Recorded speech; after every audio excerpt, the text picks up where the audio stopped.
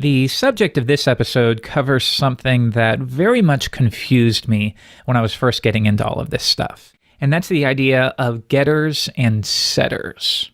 So let me show you what I mean. Let's create something very simple, a person class. And we know we can set it up just like this. Now, imagine that when we create a new person or instantiate a new person object, we require a name to be given. Okay, well, we've learned that we can use the constructor for that. So we will accept a name, and then I will assign it. This name equals name, and then set the property here. Once again, I'm using public here, at least until episode 3, when we dig into privacy a bit more. So now, and we'll just do this right here at the bottom, we'll say John equals a new person, and we'll pass in his name. And we know that this should work great. But next, what about when we need to set the age of John? Well, if we follow the steps from the previous episode, we would do something like this. John, and how about a property called age, and he will be 30. So we just add that property on.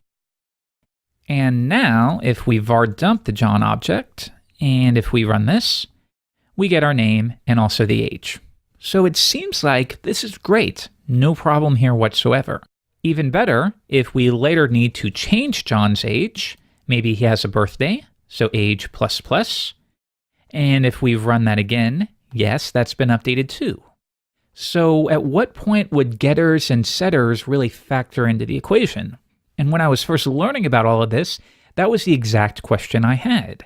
It actually took me a really long time to learn the answer to this question. So hopefully I can save you some time. The reason why we use getter and setter methods is to give ourselves a little bit of protection and security.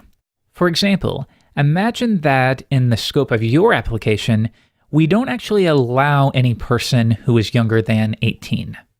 Maybe that is some kind of business rule for your domain. But the problem is, because we're using properties in this way, we could actually end up with a person who is younger than 18, like 15, or even we could do -5. We don't really have any protection there. And worse, what if we had this type of stuff scattered throughout our entire application?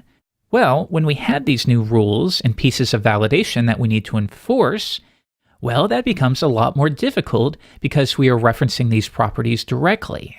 But now imagine that we use a setter here, and the convention is set and then the property name.